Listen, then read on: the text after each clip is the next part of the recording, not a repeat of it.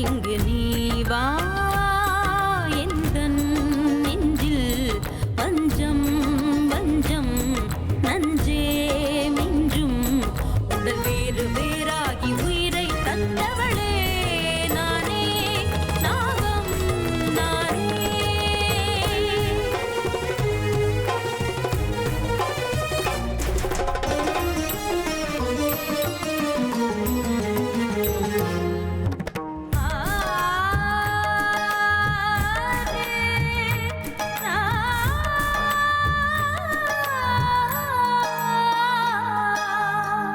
ஜென்மபல தாண்டி உன்னோடு வாழ வேண்டுமே, மரணம் தன்னை வென்று தினம் காதல் செய்யவா.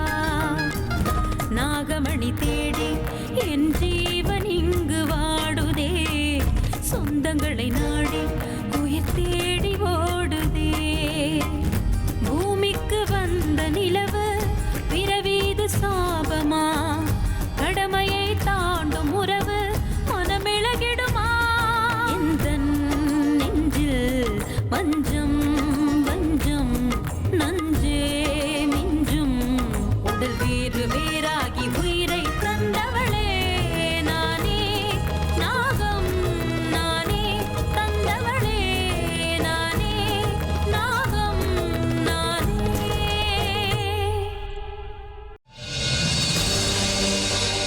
இல்ல அண்ணன் என்னடானா பாம்பை கொளுத்திடுன்னு சொல்றான். இவனுக்கு பாம்பை பத்தி என்ன தெரியும்? இந்த பாம்பை பார்க்கும்போது ஏதோ ஒரு உணர்வு ஏற்படுது. எனக்கும் இதுக்கும் ஏதோ சம்மந்தம் இருக்கிற மாதிரிலாம் தோணுது. இதை நான் தொட்டா மனசுக்குள்ள ஏதோ ஃபீல் வர மாதிரி தோணுது. ஆனா என்னன்னு தான் புரிய மாட்டேங்குது. இந்த அனுபவம் எனக்கு ரொம்ப புதுசா இருக்கு. இல்ல, இத பத்தி நான் நிறைய தெரிஞ்சுக்கிட்டே ஆகணும். தெரிஞ்சுக்கிறேன். இத பத்தி நான் நிறைய தெரிஞ்சுக்கணும்னா இத கொளுத்துறத பத்தி நான் யோசிக்கவே கூடாது. இத எங்கேயாவது சேஃபா வைக்கணுமே. எஸ், அப்பாவோட ஸ்டடி ரூம். அதான் பெஸ்ட் இடம். இது அங்க வச்சா ரொம்ப சேஃபா இருக்கும். வா, உன்னை பத்தி தெரிஞ்சுக்கிற வரைக்கும் நான் உன்னை காப்பாத்த போறேன்.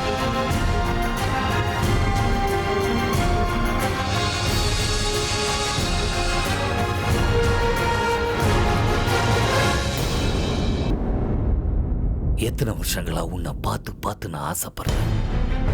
ஏன் தெரியுமா? நீ எனக்கு சொந்தம் கிடையாதா அப்படின்னு அந்த நாகராஜா தான் சொன்னான். உன்னை வச்சு அவனை காப்பாத்தணும்னு சொன்னான். ஆனா உன்னை பத்தி எல்லாம் தெரிஞ்சுக்கிட்டதுக்கு அப்புறம் நீ எனக்கே சொந்தமாகணும்னு எனக்கு தோணிச்சு. நாகராஜனுடைய உடல் இருக்கிற வரைக்கும் உன் மேல எனக்கு எந்த உரிமையும் இல்லைங்கிற உணர்வு எனக்கு வந்தது. அது மட்டும் இல்ல, அந்த நாகராஜ என் கனவுல வந்து என்னை துரத்த ஆரம்பிச்சிட்டான். இனிமே எனக்கு எந்த கவலையும் இல்லை. ஏன் தெரியுமா? அந்த நாகராஜனுடைய உடலை நான் மொத்தமா எரிச்சிட்டேன்.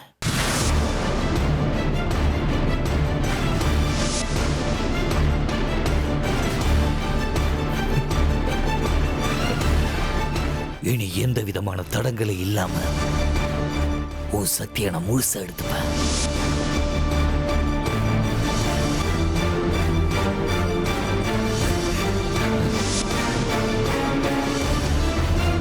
இனிமே அந்த நாகராஜாவால உயிரோட திரும்பி வர முடியாது.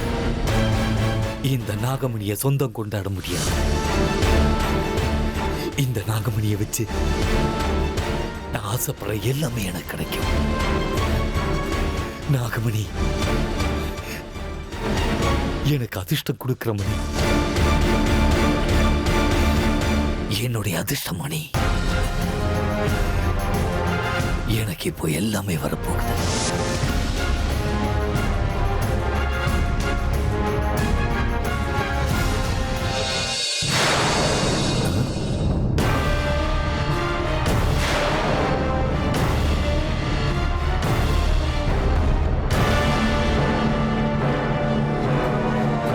என்ன இங்க வந்திருக்க?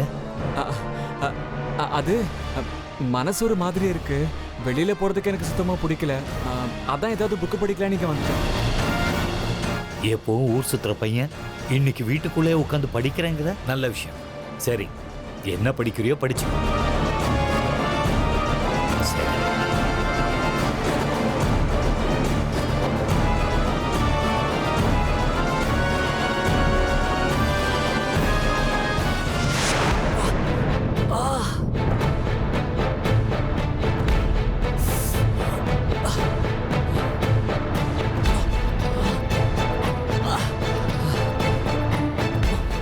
என்ன எனக்கு ஒரு மாதிரி ஆகுது. என்ன பாம்பு இது? இந்த பாம்பால் இப்படி ஆகுதா? இல்ல இந்த ரூம்குள்ள வேற ஏதாவது சக்தி இருக்கா?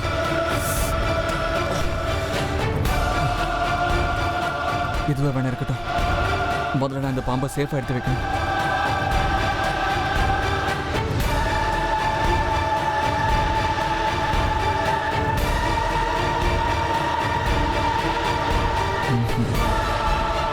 இல்ல, இங்க வேண்டாம். அப்பா இங்க எப்போ வந்துட்டு இருப்பார். அவர் கண்ணில் இது பட்டுச்சுன்னா என்ன எதுன்னு திறந்து பார்த்துருவார். வேற ஏதாவது இடத்துல தான் இதை வைக்கணும். எங்க வைக்கிறது?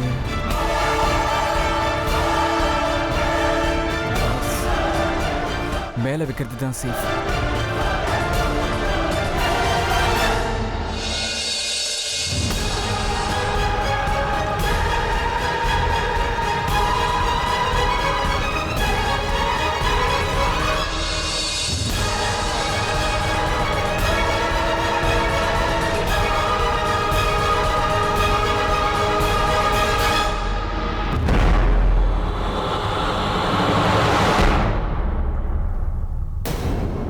கெட்டவங்களோட கெட்ட ஆசையால எங்க அப்பாவோட உயிர் போயிடுச்சு.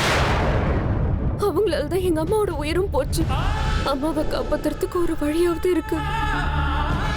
இருந்தாலும் என்னால ஒண்ணும் செய்ய முடியல. நாகமணி எங்க இருக்குன்னு கூட எனக்கு தெரியல. நான் இப்போ என்ன பண்றது? அப்பாவோட உடல் என்கிட்ட இருந்திருந்தா எப்படியாவது நாகமணி எங்க இருக்குன்னு தேடி கண்டுபிடிச்சு அது எப்படியாவது அடைஞ்சு அப்பா அம்மா 2 பேரோட உயிரும் காப்பாத்திடுவேன். என் மேல அன்பா இருக்கிற எல்லாருமே என்னை விட்டு விலகி போறாங்க. முதல்ல என்னோட அப்பா அம்மா, இப்போ எனக்கு அடைக்கலம் கொடுத்து எனக்கு இந்த குடும்பத்தையும் கொடுத்து அந்த அர்ச்சகன். அடுத்து கடவுளே, என்ன இதெல்லாம்? நான் என்ன தப்பு செஞ்சேன்னு எனக்கு இப்படி ஒரு தண்டனை? அர்ச்சகரோட மரணம் கொலைன்னு சொல்றாங்க. அப்படின்னா அவருடைய சாவுக்கு யாரு காரணமா இருக்கும்?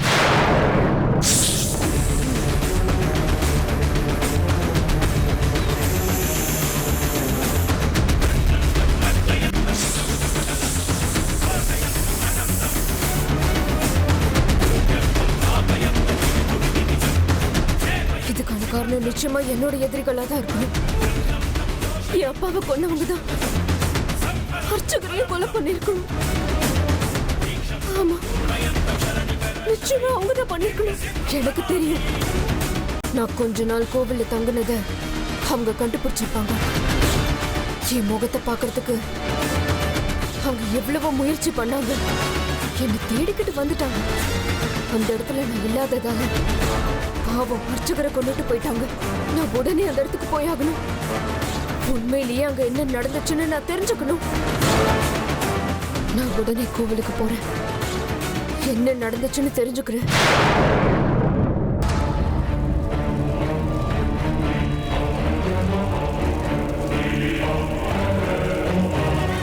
ஜெய் மகாகாளி. இன்னைக்காவது அந்த நாகராணி நீங்க விரிச்ச வழியில கண்டிப்பா வந்து மாட்டுவாளா பாவா? நீங்க போட்டுட்டு வந்த கோட்டுக்கு இன்னையோட சக்தி முடியுதா? ஜெய் மகாகாளி. எதுக்காக உனக்கு இந்த சந்தேகம்? கண்டிப்பா வருவா. நாம் போட்ட கோட்டிலிருந்து தப்பிச்சு போறதுக்கு அவளால முடியாது. அதிலிருந்து தப்பிச்சு போறதுக்கு அந்த நாகராணியால முடியவே முடியாது. என்னுடைய மந்திர சக்தி அந்த நாகராணிய மந்திர கோட்டுக்கு இழுத்துக்கிட்டு வராம போகாது. நீங்க சொன்ன மாதிரி அந்த நாகராணி வரணும்னா இந்நேரத்துக்கு வந்திருக்கணும் இல்ல பாபா? இன்னைக்கு நடுராத்திரி வரைக்கும் என்னோட மந்திர கோட்டுக்கு அந்த சக்தி இருக்கும். நாகராணி அதுக்குள்ள வருவா, தானா விரிச்ச வலையில வந்து மாட்டிப்பா. அத நீ பார்க்கத்தான் போற. நடக்கிறது விளையாட்டு இல்ல ருத்ரா. என்னோட மந்திர சக்தியால நான் பார்த்த உண்மை அது. சரிங்க பாபா, வரட்டும். வர வரைக்கும் நானும் காத்துக்கிட்டு இருக்கேன். நீங்க சொன்ன நேரத்துக்குள்ள அவ இங்க வந்துட்டா நாம காத்திருந்ததுக்கும் பலன் கிடைக்கும். சந்தோஷமா இருக்கா ருத்ரா? அந்த நாகராணி மனுஷ உருவத்துக்கு மாறினதுக்கு அப்புறம் கண் குளிர அவளை பார்க்கணும் போல இருக்கா? ஆமா பாபா, அது மட்டும் இல்லாம நாம தேடிட்டு இருக்கிற நாகமணி எங்க இருக்குன்னு தெரிஞ்சுக்கிற ஆசையும் இருக்கு. அதனாலதான் இவ்வளவு பிடிவாதமா உட்காந்துட்டு இருக்கேன். அதனாலதான் உங்களோட சக்தியை நான் சந்தேகப்பட்டுட்டேன். அதுக்கு காரணம் என் மனசு அந்த அளவுக்கு குழம்பி போயிருக்க. ஒரு வகையில எனக்கு இது மரண வேதனை பாபா. துக்கம் இல்லாம ராத்திரி பகலும் புலம்பிக்கிட்டே இருக்க. நீ நினைக்கிற அளவுக்கு சுலபமான விஷயம் இல்ல அது. அந்த நாகம் ஒரு விஷப்பாம்பு. அவ்வளவு சுலபத்துல அந்த நாகமணி எங்க இருக்குன்னு அது சொல்லாது. அப்படின்னா அந்த நாகமணி எங்க இருக்குன்னு அவ வாயால சொல்லவே மாட்டாளா? சொல்லாம எப்படி இருப்பா ருத்ரா? நமக்கு வேண்டிய விஷயம் வரலனா அவளை நான் சொல்ல வைப்பேன். அவளும் நாகமணியை தேடிக்கிட்ட தான் வந்திருக்கான். அதை கொண்டு போனவங்களை சும்மா விட மாட்டா அவ ருத்ரா. நீ பார்த்துக்கிட்டே இரு. அந்த நாகராணி என் மந்திர சக்தியால எவ்வளவு கஷ்டப்பட போறான். அவ அதை பத்தி நினைச்சு கூட பார்த்திருக்க மாட்டான். பார்க்க தானே போற.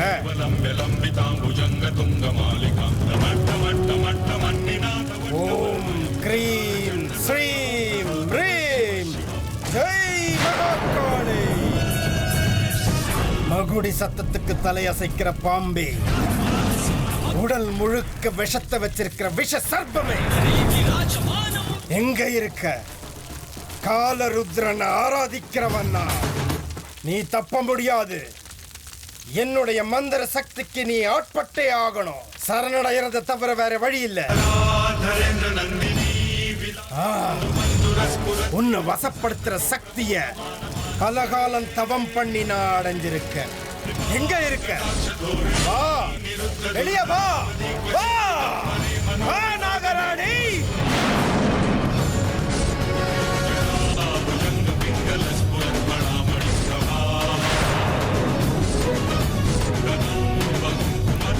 இவங்க எல்லாருமே இங்கதான் இருக்காங்களே. நான் இங்க இருந்து எப்படி வெளியே போறது? இவங்க முன்னாடி கிளம்பி போனா எங்க போற என்ன ஏதுன்னு கேள்வி கேட்பாங்க. பதில் சொல்லாம போக விட மாட்டாங்க. என்னால இங்க இருக்க முடியாது. ஏன்னா அர்ச்சகரோட சாவுக்கு யார் காரணம்னு நான் தெரிஞ்சுக்கணும். இவங்க யார்கிட்டயும் நான் உண்மையை சொல்ல முடியாது. என்ன பண்றது?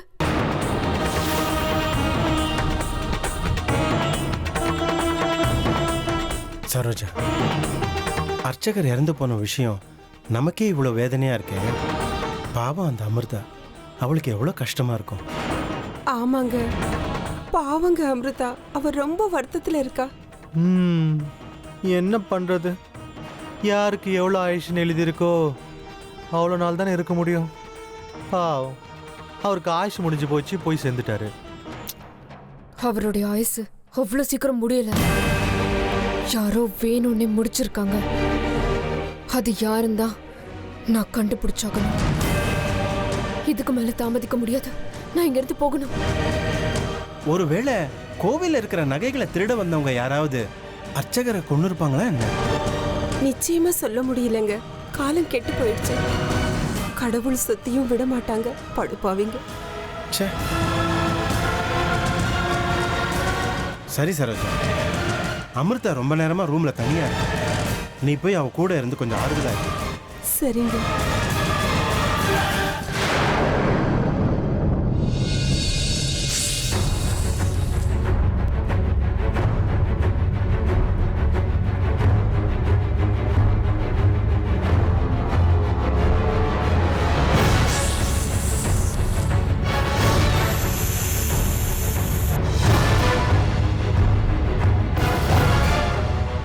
அமிர்தா,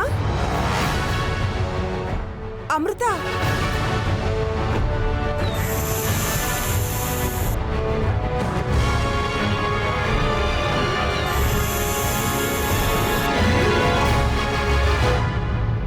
எங்க போனா இவ?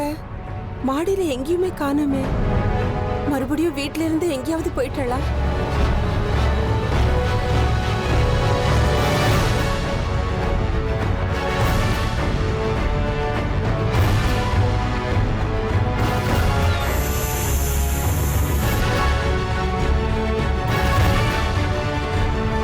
என்னங்க, அமிர்தாவை எங்கேயும் காணோங்க.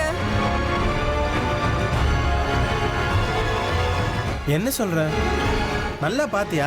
மாடியில எங்கேயாவது இருப்பா. எல்லா இடத்துலயும் தேடிட்டேங்க, அவளை எங்கேயுமே காணோம். என்ன விக்ரம் இதெல்லாம்? அந்த பொண்ணு வீட்டுக்கு வந்ததுல இருந்து கவனிக்கிறேன். திடுதிப்புன்னு வீட்டை விட்டு கிளம்பி எங்கேயாவது போயிடுறா. யாருக்கிட்டயும் எந்த ஒரு வார்த்தையும் சொல்றது இல்ல. இந்த வீட்டுல அவளை கேட்கறதுக்கு ஆள் இல்லைன்னு நினைச்சிட்டு இருக்கா. அந்த பொண்ணுக்கு நீ ரொம்ப தான் ஃப்ரீடம் கொடுக்குற. அதனாலதான் இப்படி ஆட்டம் போடுறான். சித்தப்பா, அவ மனசு இப்ப ரொம்ப வேதனையில இருக்கு. அதனால பக்கத்துல எங்கேயாவது போயிருப்பா. நீங்க எதுவும் தப்பா நினைக்காதீங்க, சீக்கிரத்துல வந்துடுவா.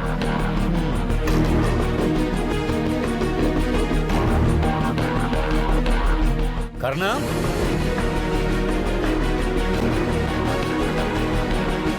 என்னப்பா சொல்லுங்க. புது டெண்டருக்கு கொட்டேஷன் ரெடி பண்ண சொல்லியிருந்தேன்ல, பண்ணிட்டியா? இன்னும் இல்லப்பா. எந்த வருஷமும் அது நமக்கு கிடைச்சதில்ல. அதனால தான்ப்பா இந்த வருஷம் எப்படியும் நம்மளுக்கு கிடைக்க போறதில்ல. அதனால தான் கொட்டேஷன் போடல. நான் சொல்றதை கேளுங்கப்பா. அது மேல இருக்க ஆசையை நம்ம விட்டுறது நல்லது.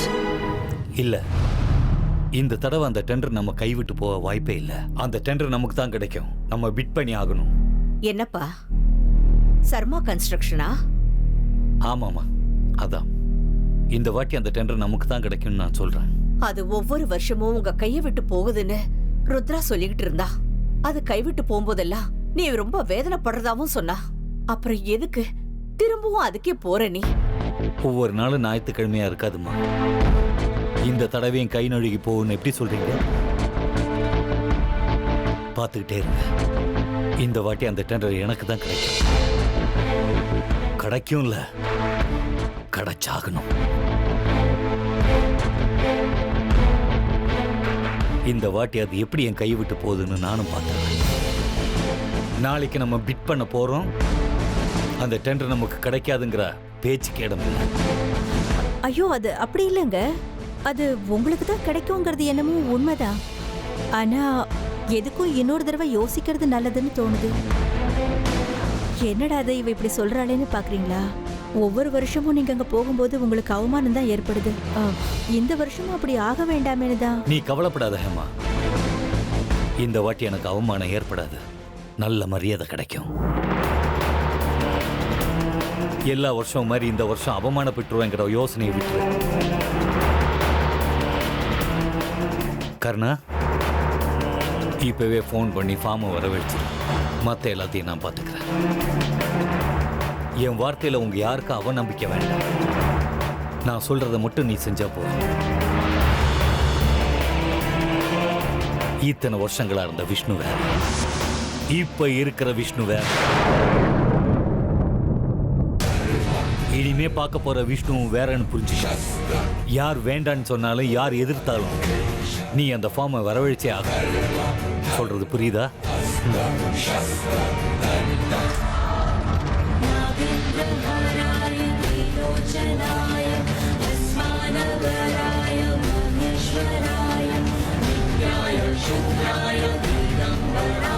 ஹேமா, என்னாச்சு ஹேமா இவனுக்கு? எனக்கு ஒரு சந்தேகம். இவ்வளவு நேரம் பேசுறது அப்பா தானே? அவருக்கு எங்க இருந்து இவ்வளவு தைரியம் வந்துச்சு? அதான்டா எனக்கு ஒண்ணும் புரிய மாட்டேங்குது.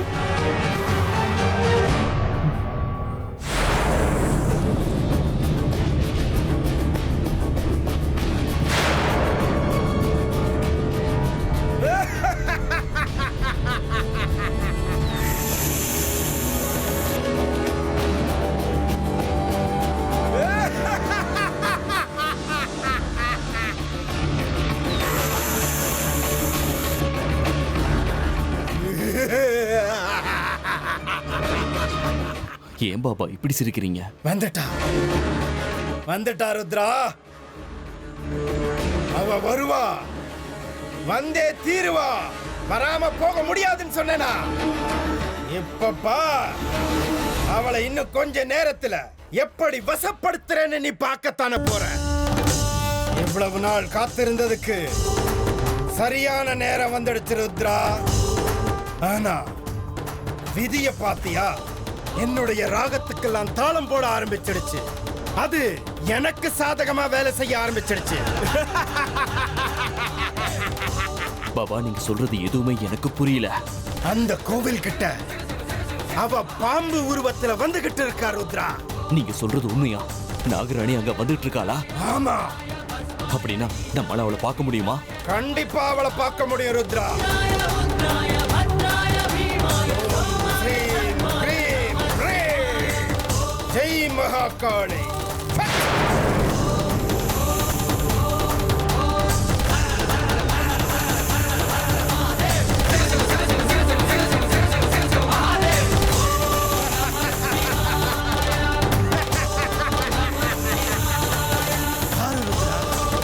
நல்லா பாரு, உன் கண்ணுக்கு தெரியுதா? மந்திர கோட்டுக்குள்ள மாட்டிக்கிறதுக்கு அந்த நாகராணி வந்துகிட்டு இருக்காப்பா. பாரு ருத்ரா.